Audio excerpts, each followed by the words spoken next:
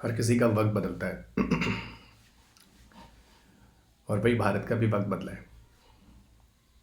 एक समय था जब इंडिया अमेरिका के पास क्रायोजेनिक इंजन मांगने जाता था कि मुझे अपनी GSLV में लगाना है, प्लीज़ गिव मी। और आज उसी GSLV की मदद से इंडिया अमेरिका का एक जॉइंट प्रोजेक्ट है, जहां अमेरिका के लिए भी बहुत बड़ी बात है कि उसी GSLV की मदद से भारत निसार स्पेसक्राफ्ट या प्रोजेक्ट को बोलो सक्सेसफुल बनाने जा रहे हैं। तो भाई मैं कहता हूँ दोस्त कि अगर आप में सच्ची लगन है, कर्तव्यनिष्ठा है और कुछ करने का जज्बा है तो हमें इसरो से सीखना चाहिए। मैंने बोला ना, समय बदलता है लेकिन उसके लिए बहुत हार्ड वर्क, डेडिकेशंस, पैशन, बहुत सारी चीज़ें होती हैं। सो निसार प्रोजेक्ट कहीं ना कहीं आप नई जनरेशन के लिए एक मोटिवेशन भी है कि भारत का भी वक्त बदला और इसके लिए we should hats off what ISRO. सो आइए दोस्त, इसरो की उसी बहुत बड़ी अचीवमेंट्स के लिए जहाँ पर अमेरिका जैसी कंट्री को भी इंडिया की ज़रूरत पड़ी और एक ऐसा अर्थ ऑब्जर्वेशन सैटेलाइट्स जो अमेरिका के पास भी इस तरह की टेक्नोलॉजी नहीं थी, जिसके लिए अमेरिका भी इंटरेस्टेड था और आगे चलकर अमेरिका इंडिया के साथ मिलकर उस निसार प्रोजेक्ट को अंजाम देता है। और वही निसार प्रोजेक्ट जो मैं आज आपके सामने ला रहा हूँ यहाँ डिस्कशन के लिए। तो आज हमारी वीडियोस में आज इस लेक्चर को लेकर हम चलने वाले हैं, उसका नाम है निसार प्रोजेक्ट। और मैं डॉक्टर रवि ग्रदी आप सबका अनअकैडमी के प्लेटफॉर्म में हार्दिक स्वागत करता हूँ। I have done my PhD in IIT Delhi and working as a director of Purvanchal IS for face-to-face classes at Gorakhpur. I'm taking your classes for the science, tech and environment. And the role of science, tech and environment is very high. It's around 30 to 35% questions out of 100 in your paper from science and environment. I have done my PhD at IIT Delhi and working as a DST under the Association of DST in IIT Delhi lab. 18 years teaching experience, 1000 plus selections in civil services examinations. And I have written 2 books which are very popular right now. It's a highly selling book in India, Science and Technology, published by Micra Hill. Today it's a 5th edition book is available that is totally updated. And in Norman book, it's a new updated book is coming in the January last week. So January 2020 to the last week, okay, this book is coming. And last year even this 2021, prelims paper, around 12 to 13 questions, around 13, 14 questions in your paper. Out of 21 questions जो environment से थे वो इसी book से थे. Okay, so the question is, paper is conceptual and even still the last year the weightage of the current affairs was very rare. तो थोड़ा सा you should be alert about this UPSC paper pattern, कैसे question जा रहा है। आगे बढ़ते हैं। ये जो PDF है ये आपको इस टेलीग्राम चैनल पे मिल जाएगा और ये मेरा टेलीग्राम चैनल है t.me/Ravi UPSC_Unacademy। यहाँ पर वो सारे PDF होते हैं जो मैं आपको पढ़ाता हूँ और ये मेरा जो 14th करंट अफेयर्स लेक्चर है, ओके, इसका PDF भी आपको यहाँ मिल जाएगा। अनअकैडमी पे मेरी जो क्लासेस हैं unacademy.com/Ravi_PA_201 पर अवेलेबल है। ये मेरा प्रोफाइल है अनअकैडमी पर और मेरा जो यूज़ कोड है वो रवि UPSC है। इसको यूज़ कीजिए जब भी आप कोर्स ज्वाइन करते हैं मेरी क्लासेस के लिए और plus apart of some other rebates के लिए भी आपको कुछ छूट भी मिल जाती है। ये अनअकैडमी पर जो कोर्सेज़ हैं जो आपको प्लस कॉम्बो सब्सक्रिप्शन है और प्लस कॉम्बो के अलावा दोस्त आपको बताऊँ तो प्लस GS के भी सब्सक्रिप्शन इनके प्राइस भी हाइक हो रहे हैं और अभी स्क्रीन पे देख सकते कितनी प्राइस हाइक हो रही है। 23 दिसंबर से जो प्राइस हाइक होनी तो उसको कुछ समय के लिए एक्सटेंड किया गया बिकॉज ऑफ पॉपुलर डिमांड और यहाँ get 3 months of extra extension जो आपको दिया जा रहा है और मेरा कोड जो है रवि UPSC, जहाँ पर आप एक्स्ट्रा 10% ऑफ फीस डिपॉजिट करते समय आप एक्स्ट्रा छूट ले सकते हैं। ये UPSC CSE कॉम्बैट है जो आपको 26 दिसंबर और 2 जनवरी को हो रहा है 11 AM, तो इसे मिस मत कीजिएगा। यहाँ पर कुछ क्वेश्चंस और कुछ ड्यूरेशन आपको दिए जाते हैं और यहाँ पर कुछ स्कॉलरशिप भी होती है। ये टेस्ट जो होता है हिंदी इंग्लिश दोनों में होता है। It is open test for all of you. It is a open test जिसको हमने अनअकैडमी कॉम्बैट नाम दिया है। Different types of scholarship with the different ranking you can find out here. यहाँ पर रिसेंट सिलेबस जो UPSC CSE का है उसके हिसाब से टेस्ट पेपर्स होते हैं। टॉप एजुकेटर्स जो होते हैं वो क्वेश्चंस क्रिएट करते हैं, उनके वीडियो सोल्यूशंस भी दिए जाते हैं जो एक नया है यहाँ पर। ऑल इंडिया रैंकिंग बनती है तो you people can identify yourself कि आप कहाँ स्टैंड करते हैं और आपका इनरोल करने के लिए रवि UPSC कोड को यूज़ करते रहिएगा। So this is the enrolment के लिए Ravi UPSC is the code जो आप यूज़ कीजिए। अब बात करते हैं एक्चुअल में निसार के बारे में। वही निसार प्रोजेक्ट जो काबिल तारीफ़ है और जिसको लेकर मैं करंट अफेयर्स में आपके साथ बात करने वाला हूँ। निसार जिसे हम कहते हैं NASA ISRO synthetic aperture radar. NASA आप सब जानते हैं US की एजेंसी है और इंडिया का जो एजेंसी है that you people know very well, that is ISRO. तो 2 स्पेस एजेंसियाँ हैं और ये 2 स्पेस एजेंसियाँ जो है आपस में मिलकर काम कर रही है और ये जो भी काम कर रही है एक्चुअली भविष्य में एक सिंथेटिक अपर्चर रेडार बनाने की बात कर रही है। सिंथेटिक अपर्चर रेडार एक तरह का एडवांस अर्थ ऑब्जर्वेशन सैटेलाइट्स है जिसके बारे में हम लोग अभी धीरे धीरे बात करने वाले हैं। फाइन, एक बात बताऊँ तो एक और सैटेलाइट्स होता है जिसको अपनी स्टैटिक क्लासेस में पढ़ाता हूँ। इवन लाइफ सेक्शन जो मैंने ली है उसमें स्टैटिक क्लासेस मैंने आपको समझाने की कोशिश की है। जो रिमोट सेंसिंग सैटेलाइट्स होते हैं, जो रिमोट सेंसिंग सैटेलाइट होते हैं, ओके, और रिमोट सेंसिंग जो होते हैं एक्चुअल में इन्हें हम पोलर सैटेलाइट कहते हैं। क्योंकि अगर हम पोजीशन की बात करें तो रिमोट सेंसिंग सैटेलाइट को हम लोग पोलर या पोलर सन सिंक्रोनस ऑर्बिट में लगाते हैं, इसलिए रिमोट सेंसिंग सैटेलाइट को हम पोलर या पोलर सन सिंक्रोनस सैटेलाइट भी बोल सकते हैं।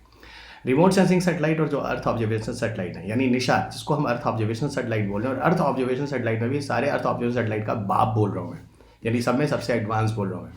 काफ़ी हद तक सिमिलैरिटी होती है, लेकिन अर्थ ऑब्जर्वेशन सैटेलाइट स्टिल काफ़ी एडवांस होते हैं in comparison to remote sensing satellite. ये मैं आपको क्लास में ही पढ़ाता हूँ कि जब रिमोट सेंसिंग सैटेलाइट अर्थ ऑब्जर्वेशन सैटेलाइट का फीचर देखते हो तो करीब 90% फीचर्स में दोनों के दोनों कैरेक्टर्स जो होते हैं वो एक मिलते हैं, ठीक है। लेकिन अर्थ ऑब्जर्वेशन सैटेलाइट है फिर भी रिमोट सेंसिंग सैटेलाइट से काफ़ी हद तक एडवांस है। क्यों? क्योंकि अगर अर्थ ऑब्जर्वेशन सैटेलाइट के थ्रू अगर आप देखना चाहते हैं तो आपको फ्रैक्शनल चेंजेस के बारे में पता चल जाता है।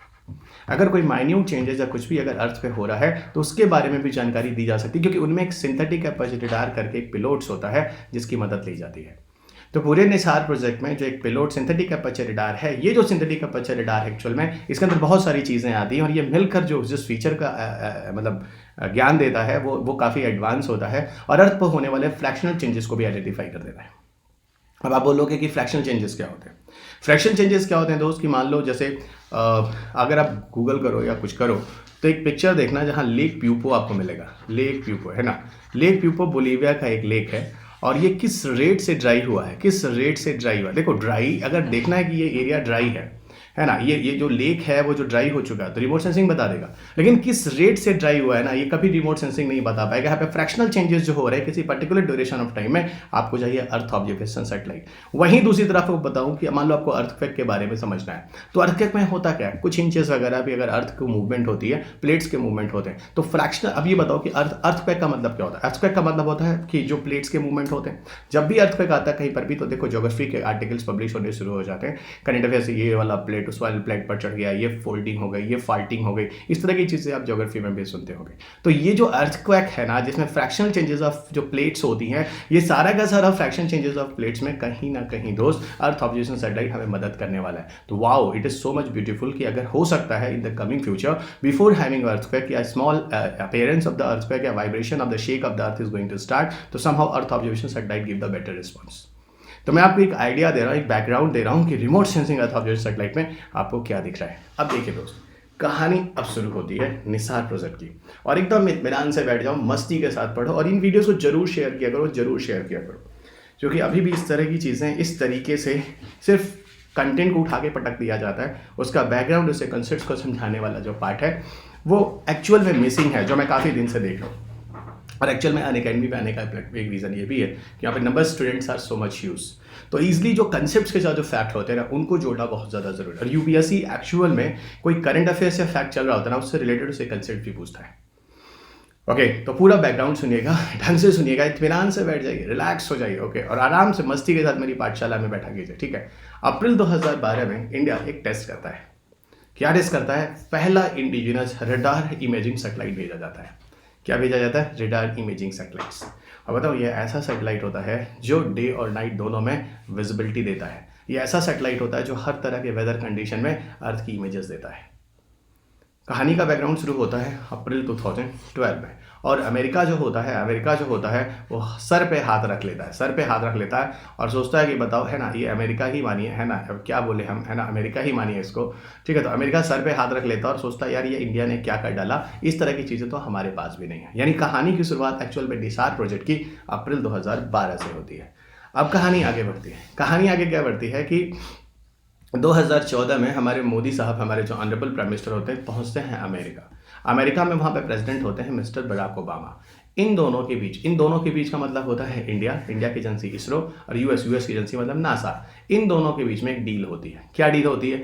2014 में सितंबर 2014 में एक डील होती है कि भैया आगे कमिंग फ्यूचर में हम लोग मिलकर एक प्रोजेक्ट पर काम करेंगे जो इंडिया ने 2012 में किया, उस तरह की कुछ चीज़ें बनाएंगे।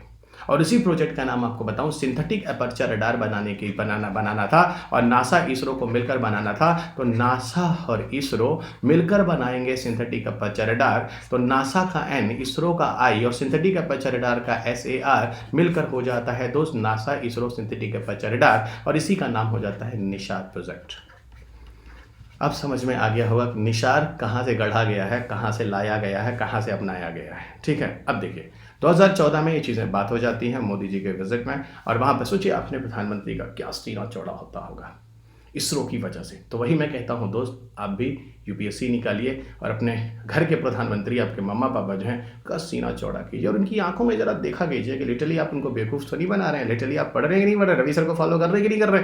बहुत ज़रूरी है, बहुत ज़रूरी है। आगे अब हम यहाँ पे बात कर रहे हैं कि जो पहला ज्वाइंट स्टीयरिंग ग्रुप बनाया जाता है वो बनता है 21 जुलाई 2015, और ये फाइनलाइज हो जाता है कि कैसे ये सारा काम होगा। और यही निसार प्रोजेक्ट आपको बताऊं, पहले 2022 बोला जाता था, अभी बोला जाता है कि 22 नहीं तो 23 तक हम इसे सक्सेसफुल बना लेंगे। तो आगे आने वाले एग्जाम में आपके लिए निसार प्रोजेक्ट बहुत ही इंपॉर्टेंट है दोस्त, और आज तक निसार प्रोजेक्ट अभी कोई क्वेश्चन भी नहीं आया है, तो ये नया क्वेश्चन होगा। इसको थोड़ा सा वीडियो की हिफाजत से रखिएगा, सेव कर लीजिए, सारे वीडियोज मेरे सेव करके एक जगह फाइल बना के अपने पास लिंक करके रख लीजिए। आगे बढ़ते हैं, अब बात करते हैं निसार के कुछ फैक्चुअल डेटा क्या है।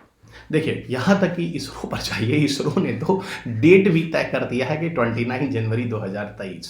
लेकिन ऐसा है कि दिन डेट पर मत जाइए, ईयर पर रहिए तो बहुत अच्छा है। लेकिन अभी जो डेटा है, देखो ये इसरो ऑफिशियल का डेटा है, ये अब फट से बोलेंगे सर ये इतना आप कंफर्म कैसे हो सकते हैं। यहाँ तक कि चंद्रयान 2 जो था 2016 में भेजना था, और है ना, भेजते भेजते भेजते सर से 19 हो गया सर, 22 जुलाई 2019 हो गया। वही बात मैं भी कह रहा हूँ, ये कॉन्फिडेंस होता है मित्र, ये कॉन्फिडेंस होता है।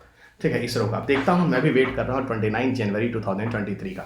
इसको जो भेजा जाएगा वो इंडिया का लॉन्च व्हीकल है GSLV Mark II। अभी हम आपको बोले थे यही GSLV है जिसके क्रायोजेनिक इंजन के लिए किसी जमाने में भारत जाता था अमेरिका के बाद, भैया दे दो दे दो दे दो, और अमेरिका कहा कि नहीं है देंगे नहीं है देंगे, और वही अमेरिका है। देखिए देखिए भारत के GSLV से निसार प्रोजेक्ट को सक्सेसफुल बनाने के लिए बात कर रहा है। तो कहानी वही मैं आपको बता रहा था सुबह में, अभी शुरुआत में, कि मेहनत करो, हार्डवर्क करो, इसरो से कुछ सीखो, आने वाला समय आपका है। चलिए ठीक है, इसको इसरो ही के लॉन्च व्हीकल से भेजा जाएगा, भारत के जो सतीश धवन स्पेस सेंटर श्रीहरिकोटा से भेजा जाएगा।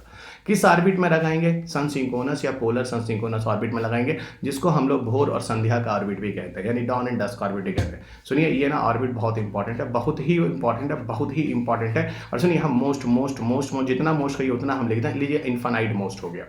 इसको स्टैटिक क्लास से जरूर सुन लीजिएगा, जो मैं आपको समझाता हूँ कि पोलर और पोलर सन सिंक्रोनस में बेस्ट जो पोजीशन होता है मित्र, पोलर सन सिंक्रोनस जो होता है वो बेस्ट होता है पोलर और पोलर सिंक्रोनस में, किसी रिमोट सेंसिंग सैटेलाइट के लिए, किसी अर्थ ऑब्जर्वेशन सैटेलाइट के लिए, किसी सरफेस की पिक्चर इमेजेस देखने के लिए।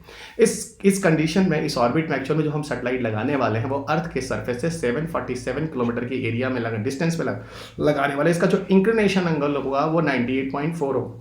इंक्लिनेशन का मतलब क्या होता है ये भी आप समझाना पड़ता है, इसीलिए कहता हूँ कि स्टैटिक क्लास मत छोड़ना, ये सारे करंट अफेयर्स जोड़ लोगे। मैं आपको इंक्लिनेशन एंगल में समझाता हूँ कि उसका झुकाव कोण। ओके, जैसे मान लीजिए 90 डिग्री का मतलब होता है दोस्त कि यहाँ से गया तो यहीं आया, यहाँ से गया और यहीं आया। 98 का मतलब होता है कि 8.5 डिग्री 4 डिग्री आगे हो गया इतना, फिर 8.4 डिग्री आगे हो गया इतना। तो मतलब यही है कि सन जैसे जैसे आगे शिफ्ट हो रहा है अर्थ की वजह से, वैसे वैसे सैटेलाइट शिफ्ट हो रहा है। जितने बच्चों ने मेरी स्टैटिक क्लास की है उनके चेहरे पे एक स्माइल मज़ेदार वाली आ गई होगी, इतनी बड़ी सी है ना, इतनी बड़ी सी। चलिए बहुत क्यूट, मैं लिख देता हूँ वाव, है ना, वाव, है ना। तो ये वाव वाला फैक्टर आपको आया होगा अगर आप मेरे स्टैटिक के साथ करेंट्स को जोड़ते होंगे तो गदगद हो जाते होंगे। चलिए और आगे बढ़ते हैं। अब देखिए इसके अंदर 2 सिंथेटिक एपर्चर रेडार बैंड्स लगाए जाते हैं। ये सब क्या है, ये सब जानते हो क्या, ये पेलोड्स हैं। पेलोड्स वो चीज़ें होती हैं जिनको हम किसी सैटेलाइट्स वगैरह में लगाते हैं, कोई इंस्ट्रूमेंट या डिवाइसेज, जैसे मान लो कोई सेंसर है, कोई कैमरा है, कोई एंटीना है, एक लेमैन भाषा में इन सबको आप एक पेलोड बोल सकते हैं, जिनको हम सैटेलाइट्स के ऊपर लोड करके ले जाते हैं। अब देखिए L band synthetic aperture radar लगाया गया है, S band synthetic aperture radar लगाया गया है। L band synthetic aperture radar जो है वो नासा द्वारा बनाया गया है, और S band synthetic aperture radar जो है वो इसरो द्वारा बनाया गया है। ठीक, अभी लगाया जाएगा। और ये दोनों के दोनों सिंथेटिक एपर्चर रेडार जो है अलग अलग फ्रीक्वेंसी पे काम करते हैं। इसीलिए कहीं कहीं ये भी लिखा जाता है कि निसार जो है वो डुअल फ्रीक्वेंसी बेस्ड है, वो डुअल फ्रीक्वेंसी बेस्ड है। तो निसार क्या है, एक डुअल फ्रीक्वेंसी बेस्ड अर्थ ऑब्जर्वेशन सैटेलाइट है, इसको ध्यान रखिएगा। अब ये एल बैंड और एस बैंड की चर्चा यहाँ नहीं करूंगा, इसके बारे में मैं आपको इंफॉर्मेशन कम्युनिकेशन टेक्नोलॉजी में पढ़ाता हूँ। सिर्फ इतना याद रखिए कि कुछ ऐसे इंस्ट्रूमेंट होते हैं ट्रांसपॉन्डर टाइप के, जिनको हम इनके अंदर लगाते हैं फ्रैक्शन चेंजेस को देखने के लिए। ठीक है, इसको याद रखिएगा ऐसे इन्फॉर्मेशन। ठीक है, इस पर और ज़्यादा डिटेल में कभी जाएंगे, जब इंफॉर्मेशन कम्युनिकेशन टेक्नोलॉजी पढ़ाएंगे तो बताएंगे कि हम सैटेलाइट्स में डिफरेंट तरह के ट्रांसपॉन्डर लगाते हैं, और वही ट्रांसपॉन्डर जो इलेक्ट्रॉनिक डिवाइस होता है उनकी वजह से सैटेलाइट डिफरेंट तरह के काम करता है। और ऐसा कहते हैं कि ये जो निशार है ना, जो सैटेलाइट्स है, लगभग 12 दिन में पूरे अर्थ का इमेजेस, पूरे ग्लोब का इमेजेस होगा वो स्कैन कर लेगा, और फिर अगले नेक्स्ट दिन में फिर एक पूरा अर्थ का इमेजेस कर लेगा, फिर अगले 12 दिन में फिर पूरे अर्थ का, मतलब अर्थ का जिस हिसाब से अर्थ घूम रहा होगा उसका पूरा अपना सैटेलाइट रिवोल्यूशन कर करके 12 दिन में पूरे अर्थ का इमेजेस कवर कर लेगा। ठीक है, इसे बहुत सारी चीज आपको मिल जाएगी। वैसे तो इसका लाइफ टाइम बोला जा रहा है 3 ईयर का मिशन होगा। ये अर्थ के लैंड पर आइस शीट, सी आइस है ना, इन सब चीजों को जो अनप्रेसिडेंटेड व्यूज है प्लेनेट पे, जिसको आप एक्सपेरिमेंट्स नहीं, अब जैसे मान लीजिए कि आप मेल्टिंग ऑफ आइस देखना चाह रहे हैं, हमको ये बताइए मेल्टिंग ऑफ आइस देखना चाहते हैं, तो मेल्टिंग ऑफ आइस का मतलब क्या होता है? फ्रैक्शनल चेंजेस, धीरे धीरे तेजी से क्या चेंजेस हो रहा है। तो भैया यहाँ पर ना ये आपके लिए बेस्ट ऑप्शन है, इसको यूज कर लीजिए। ठीक है, और देखो यहाँ पे क्या कह रहा है, अगर 0.4 इंच तक, देखो मेरे एक्सप्रेशन से समझना, हम बोल रहे हैं अगर सिर्फ 0.4 इंच, फिर बोलो अगर 0.4 इंच तक भी थोड़ा बहुत अगर मूवमेंट, देखिए अगर थोड़ा बहुत मूवमेंट हो रहा है तब भी ये डिटेक्ट कर लेगा, सोचिए इवन थोड़ा सा टेनिस कोर्ट के बराबर भी किसी एरिया में कोई फ्रैक्शनल चेंज है, देखिए over area about half the size of tennis court, अगर टेनिस कोर्ट के हाफ साइज, मतलब सोचिए किस तरह की अतिशयोक्ति है, हाइपरबोलिक है, जहां पर बढ़ा चढ़ाकर समझाने की कोशिश की जा रही है। आप खुद समझ सकते, इतनी हिंदी तो आपको भी आती होगी, अतिशयोक्ति हाइपरबोलिक का मतलब क्या होता है मित्र। तो मेरे एक्सप्रेशन पे भी थोड़ा ध्यान दिया करो, एक्सप्रेशन से भी आंसर का जवाब वहां पर मिल जाता है। चलिए अब हम बात करेंगे इसमें भैया नासा क्या कर रहा है, इसमें भैया इसरो क्या कर रहा है। तो नासा क्या कर रहा है, नासा की एक लैब है जिसका नाम है जेपीएल का पूरा नाम है मित्र जेट प्रोपल्शन लेबोरेटरी। क्या नाम है मित्र? Jet propulsion laboratory. ये जेट प्रोपल्शन लेबोरेटरी जो है वो अमेरिका की है, नासा के, पता है, ये भी ध्यान रखना। यहाँ भी तुमको कन्फ्यूजिया आया जा सकता है, क्या नहीं? कन्फ्यूजियाना वैसे कोई हिंदी वर्ड नहीं होता, लेकिन ट्रेडिशन में हम लोगों ने यूज़ करना शुरू कर दिया, तो कहीं कन्फ्यूजिया ना जाना। असल में क्या होता है जेट प्रोपल्शन लेबोरेटरी, इसने भारत के लिए पहले भी काम किया है। जब भारत ने चंद्रयान 1 प्रोजेक्ट भेजा था ना, तो चंद्रयान 1 प्रोजेक्ट में कुल 20 नेशन ने एक दूसरे के साथ मिलकर काम किया था। उसमें भारत जो था वो लीडिंग रोल था, उसमें एक नासा का जेट प्रोपल्शन लेबोरेटरी भी था जिसने काम किया था। वही जेट प्रोपल्शन लेबोरेटरी जो पहले किसी टाइम में चंद्रयान 1 के लिए काम कर चुका है, यहां निशार प्रोजेक्ट के लिए इन्वॉल्व हो रहा है, तो ये ध्यान रखिएगा। जैसे इंडिया में इसरो के बहुत सारे रीजनल सेंटर होते हैं ना, वैसे ही नासा के भी बहुत सारे लैब या रीजनल सेंटर होते हैं, उनमें से एक जेपीएल भी है। ठीक है, अब होगा क्या, अभी आप देखे थे कि NASA L band synthetic aperture radar बनाएगा, जो जीपीएस प्रणाली होगी नासा बनाएगा, और जो डेटा रिकॉर्ड करेगा सैटेलाइट वो नासा बनाएगा। तो ये चीजें हैं जो नासा की तरफ से। बाकी इसके अलावा ऑल, बस 3 याद रखिए मित्र, अपने आप याद रख हो जाएगा, बाकी सब इसके अलावा। देखिए यहां कम इंफॉर्मेशन रख लीजिए, ज्यादा इंफॉर्मेशन अपने आप को पता चल जाएगा। पूरा डिजाइन और development S band synthetic aperture radar Bharat का है। स्पेस क्राफ्ट बस का मतलब होता है, कई बार जब हम निशार प्रोजेक्ट को भेजने वाले, उसके पहले उसका जो ट्रायल करते हैं वो एक तरह से स्पेस क्राफ्ट बस होता है। इस तरह के नाम आपको कई मिशन में मिल जाएंगे। डेटा ट्रांसमिशन सिस्टम, डेटा को लेना देना, स्पेस क्राफ्ट को अपनी जगह पे लगाना है। लॉन्च व्हीकल जीएसएलवी आपको पता है भारत का होगा, और ऑर्बिट पर ले जाकर उसको स्थापित कर उससे कार्य कराना। सोचो बड़ा काम तो इंडिया ही कर रहा है मित्र, बड़ा काम कौन कर रहा है? इंडिया ही कर रहा है। लास्ट में आपको बता दूं, जिसकी हम काबिले तारीफ कर रहे हैं सिंथेटिक अपर्चर रडार की, एक्चुअल में वो है क्या?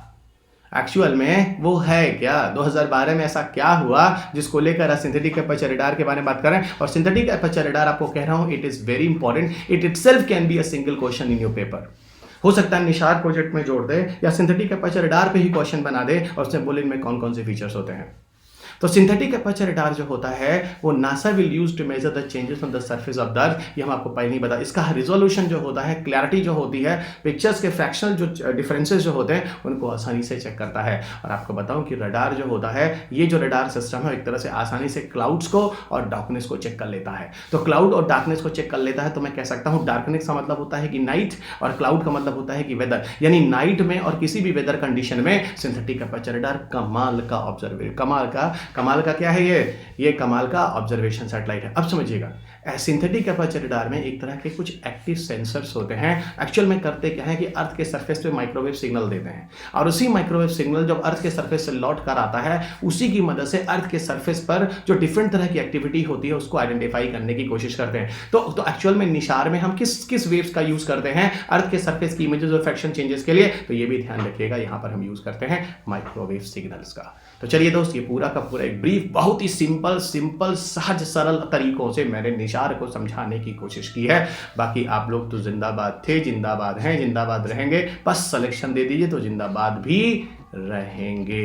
अब एक सिलेक्शन देने के लिए बहुत सारी चीज़ों की ज़रूरत होती है। वहाँ पे ये भी आपको चेक करना होता है कि आपका जो परीक्षा है, जो एग्ज़ाम दे रहे हैं, उसमें आपका इवैल्यूएशन क्या चल रहा है। तो उसी के लिए देखिए स्क्रीन पर आपको दिखता है मित्र, क्या टेस्ट सीरीज। यस, आप कहाँ हैं, कितने पानी में हैं, क्या गलतियां कर रहे हैं, क्या सुधारा जा सकता है। तो देखिए अनअकैडमी का फ्री टेस्ट सीरीज है, जो डिफरेंट टेस्ट सीरीज के आप शेड्यूल में देख सकते हैं। जहां पे भी आपको सुविधा लगे उनमें एनरोल कीजिए, बाकी हमें यूज़ कीजिए। रवि यूपीएससी आपके लिए हमेशा तैयार है। और ये रहा हमारा कोर्स मित्र, जो मोस्ट अवेटिंग। अब आपको बोलोगे सर हर टीचर अपना कोर्स मोस्ट अवेटिंग बोलता है, लेकिन भाई मत सत्य बोल रहा हूँ, ठीक है। जो प्यार आपने मुझे दिया उसके लिए आप सबको लव यू टू। इतना बढ़िया रिस्पांस मैंने आज तक अपनी लाइफ में कितने भी ऑनलाइन प्लेटफॉर्म पढ़ाए मुझे नहीं मिला, ठीक है। साइंस टेक और एनवायरमेंट की क्लासेस जहाँ पे 30 से 35 क्वेश्चन आपके पेपर में आते हैं, जिसके लिए मैं आप सबको कहता हूँ कि 20+ आई चैलेंज आप सब बना सकते हैं। लेकिन उसके लिए आप मेरे स्टैटिक पार्ट को सुनिए और प्लस उसके साथ जो करंट अफेयर्स को स्मार्टली मैं जोड़ता हूं, और मैं अपनी क्लास को 0 लेवल से उठाता हूं, सतही स्तर से। सतही स्तर का मतलब होता है अगर आपको कुछ नहीं आता है, साइंस विज्ञान क्या होता है भी नहीं आता है, तो वहीं से उठाता हूं, ले जाके आईएएस का क्वेश्चन आपके सामने पकड़ा देता हूं और आपको दिखा देता हूं। तो एक बार सुनिएगा जरूर, है ना, क्योंकि हर अध्यापक यही बोलता है कि हमसे अच्छा कोई नहीं है, I am the best teacher. लेकिन मैं इस फिलॉसफी पे भरोसा करता हूं कि you will prove I am the best teacher, you will prove I am the best teacher. क्योंकि हम इस चीज़ को चाहते हैं कि आप सिलेक्शन लीजिए और फिर अनअकैडमी पर आइए और दुनिया में हर जगह बोलिए रवि अग्रवाल सर है तो उनकी किताब है, उनकी क्लास है। तो ये सब ना, देखो मैं बेस्ट टीचर हूँ ये मेरे कहने से नहीं होगा, नहीं तो दुनिया के सारे अध्यापक को यही लगता है कि उससे अच्छा कोई पढ़ाता रहते थे, दुनिया के सारे विद्यार्थी को लगता है कि उसके अलावा किसी का होगा नहीं। तो वही कह रहे हैं कि सब कन्फ्यूजन में मैं कभी नहीं रहा हूँ, मैं बहुत ज़मीनी स्तर से जुड़ा हूँ। तो मैं बेस्ट टीचर हूँ, प्रूफ कीजिए प्लीज़। मैं आपसे रिक्वेस्ट कर रहा हूँ, क्या कर रहा हूँ, प्लीज़ प्रूफ कीजिए कि मैं बेस्ट टीचर हूं। अब ये कैसे प्रूफ होगा, आपकी ही तारीफ कर रहा हूं आपके सिलेक्शन से। तो प्लीज़ हाथ जोड़ता हूं, सिलेक्शन ले लीजिए, मेहनत कीजिए, हमसे जितनी मेहनत करानी है हम आपके लिए तैयार हैं। ये प्लस के कोर्सेज जो तैयार शुरू हो चुके हैं 21 दिसंबर से 4-5 क्लासेस हो गई हैं और ये डेली चल रही हैं, बहुत तेज़ी से चल रही हैं, बहुत तेज़ी चल रही हैं, बहुत तेज़ी चल रही है। मिस ना कीजिए, खटाखट जुड़े रहिए, बच्चे बहुत प्यार और अपनापन दे रहे हैं। ये रवि यूपीएससी का कोड है, इसको फटाफट ज्वाइन कीजिए और आगे बढ़ते हैं मित्र। ये है यूपीएससी सीएससी बैचेज जो एकदम स्टार्ट हो गए हैं। कमर बांध लीजिए। कमर बांधना क्या होता है चलिए आप सोच लीजिएगा। गुरुकुल एनसीईआरटी का बैच है 2022 से स्टार्ट हो चुका है। यहाँ पर एडवांस लेवल का अभी 22 दिसंबर से बहुत इंटेलिजेंट प्रोफेसर हैं, टीचर हैं, बहुत हैं। आप स्क्रीन पे देख सकते हैं इन सबों की फोटोग्राफ। बहुत सारे इंस्टीट्यूशन, बहुत नामी गामी लोग हैं भाई, है ना। हम इन सबों को प्रणाम करते हैं। 22-23 का जो बैच है शुरुआत हो गई है जनरल स्टडीज़ में। फटाफट आइए, ज्वाइन कीजिए इसको। आइकॉनिक सब्सक्रिप्शन जो को हम हमेशा जिंदाबाद बोलते हैं, क्योंकि इतना बढ़िया हमको अनअकैडमी में, लिटरली बता रहा हूँ, हमको अनअकैडमी में इसके अलावा कोई कोर्स अच्छा भी नहीं लगता है, ठीक है। सुनो, इसमें होता क्या है ना, तुमको क्लास उसके साथ एक मेंटरशिप भी मिल जाती है। कोई तुमको मिल जाएगा ट्यूटर टाइप का, वो तुम्हारी प्लानिंग करेगा, क्वेश्चन आंसर रिसेक्शन तुम्हारा बताएगा, ओपन हाउस विद एजुकेटर्स तुम्हारे साथ कनेक्ट भी होगा। तो यहाँ पर आपका ना असल में क्या होता है, जैसे हम तो तुमको अपना बात बताते हैं, सुनो साफ साफ, थोड़ा हम खुल के बताते हैं। देखो हमारे माता पिता जी को इतना पता नहीं था IAS PCS होता क्या है, ठीक है, कैसे करते हैं, क्या करते हैं, ठीक है। तो हमको घर में कोई कभी बताने वाला रहबे नहीं किया, हमको नहीं। हम तो लोग तो थे गांव देहात के, काफ़ी बच्चों के साथ होता है। 80% भारत तो गांव में रहता है ना। कलाम साहब क्या बोलते थे, भारत को विकसित करना तो गांव की तरफ चलो। तो वही हम बता रहे हैं तुम लोगों को कि जो आइकॉनिक सब्सक्रिप्शन है, इसमें तुमको वो वाला पार्ट जो मिसिंग हो जाता है ना, इसमें हमारे माँ बाप का दोष भी नहीं है, ठीक है। चलिएगा, उस समय का जमाना कुछ और था। आप तो अपना जमाना बढ़िया बनाइए, आप तो अपने बच्चों को बढ़िया दीजिए। चलिए, जो है उससे अड़िया। तो जो भी हमारे माँ बाप ने किया बहुत होता था। यहाँ पे हम कह रहे हैं, हमारा माँ बाप है इनडायरेक्टली। ये क्या करता है, आपको वॉच करता है, सपोर्ट करता है। तो ये थोड़ा सा देखिएगा, मतलब हमसे कोई बोले पर्सनली, जैसे 90 वैसे 96 कहावत है, जैसे थोड़ा खर्च करे तो थोड़ा और खर्च कर दीजिए। आइकॉनिक सब्सक्रिप्शन लीजिए। अब हम आपको लोन बताते हैं। देखिए बहुत सारा दिक्कत रहा है भाई, पूरा भारत क्या पूरी दुनिया परेशान रही फाइनेंशियल करंट से। अगर कुछ ऐसा है तो आपको यहाँ पे भी सहूलियत मिलती है, 0% इंटरेस्ट, नो प्रोसीडिंग, ये सब भी है, देख लीजिए। जो पे ये आपका अनअकैडमी का सब्सक्रिप्शन है, फटाफट देख लीजिए। आप प्लस लेना चाहते हैं आइकॉनिक, फिर हम बोलते हैं ये सब फालतू बात है। यहाँ आइए, साफ साफ हम कह रहे हैं, दिमाग मत अपना ज़्यादा लगाइए, ज़्यादा दिमाग लगाइएगा तो ज़्यादा कंफ्यूज होइएगा। रवि यूपीएससी कोड है, दनादन इसको ज्वाइन कीजिए, 10% एक्स्ट्रा कंसेशन लीजिए। और दनादन देखिए, ये आपके ऑप्शनल के कोर्सेज हैं। यहाँ अगर कुछ लेना चाहते हैं, यहाँ भी रवि यूपीएससी है, दनादन इसको भी एंजॉय कीजिए। अब आइए लास्ट, और चलते चलते आपको बता दूँ, ये टेलीग्राम ग्रुप है जो मैंने आपको शुरू में बताया था। खट से जाइए, PDF डाउनलोड कीजिए, लिखिए नहीं, लिख के ज़िंदगी भर। मेरे कई मित्र हैं 20 वर्ष से लिख ही रहे हैं आज तक, उनका नोट्स कंप्लीट नहीं हुआ है, कहीं अगला आप ना हो। ठीक है, आप ना इस बीमारी से ग्रसित हो जाएं कि आप नोट्स ही बनाने के चक्कर में ज़िंदगी भर पड़े रहें। ठीक है, तो जल्दी कीजिए, शॉर्ट में ज़्यादा से ज़्यादा नोट्स बनाने की कोशिश कीजिए, ना कि विस्तृत में और शॉर्ट में। तो अनअकैडमी प्रोफाइल है भैया, यहाँ पे मेरा लाइव क्लास स्टार्ट हो चुका है, फटाफट आइए ज्वाइन कीजिए। और बहुत सारे यहाँ पर फ्री क्लासेस भी होते हैं। ठीक है, बहुत सारे यहाँ पे फ्री क्लासेस भी होते हैं, उनमें से भी आप मेरे साथ रहिएगा। बहुत सारे स्पेशल क्लास हम तुमको बता रहे हैं, आज तक अनअकैडमी में जितने स्पेशल क्लास लिए गए हैं, हम तुमको उससे ज़्यादा स्पेशल क्लास देंगे, जो वैसे भी फ्री ऑफ कॉस्ट होता है। क्या होता है? फ्री ऑफ कॉस्ट होता है। तो ये आ जाइए, फटाफट जुड़ जाइए हमारे इस अनअकैडमी के प्रोफाइल पर। और आपको हम लिटरली बता रहे हैं, बायोलॉजी, यूलॉजी और बहुत सारा सब्जेक्ट, फिजिक्स, केमिस्ट्री, जिसके लिए आप जाते हैं और भरे जाते हैं, उधर ढूंढते रहते हैं, एकदम क्वेश्चन पेपर डिस्कशन के साथ आपके साथ यही हम करा देंगे। जिंदाबाद। इधर आइए, इधर हमको भी पता है भैया बहुत मुश्किल होता है। ठीक है, कहाँ से पैसे आते हैं, ये देखिए। तो ये रवि यूपीएससी कोड है, इसको ले लीजिएगा, ज्वाइन कर लीजिएगा, आगे बढ़िए। अरे हाँ, अंत में जाते आते देखिए ऐसा है, हमको सब्सक्राइब करना ना भूलिएगा भाई, हमारा घंटा भी बजा दीजिएगा, हमको देखिए थोड़ा थंब भी दे दीजिएगा, शेयर भी कर दीजिएगा, ताकि गाँव दूर के जो बच्चे हैं उनको पता चल जाए कि रवि अग्रहरी सर लिटरली पढ़ा रहे हैं। जिनकी किताबें हम लोग पढ़ते थे 20 वर्षों में, रवि अग्रहरी सर जो फेस टू फेस पढ़ाए हैं, अब वो आपको ऑनलाइन भी पढ़ा रहे हैं। और भाई ये PDF लेने के लिए चले जाइएगा टेलीग्राम पे, वहाँ से ले लीजिए, टाइम बचाइए, उसी PDF को थोड़ा पढ़ते चले जाइए। और जाते जाते आप सबको अपना ख्याल रखिए, स्वस्थ रहिए, खुश रहिए, मस्त रहिए, बड़ों का आशीर्वाद लेते रहिए, छोटों को प्यार करते रहिए और अपना ख्याल रखिए। ठीक है, अगले वीडियो आपके साथ फिर मुलाकात होगी, तब तक के लिए जय हिंद।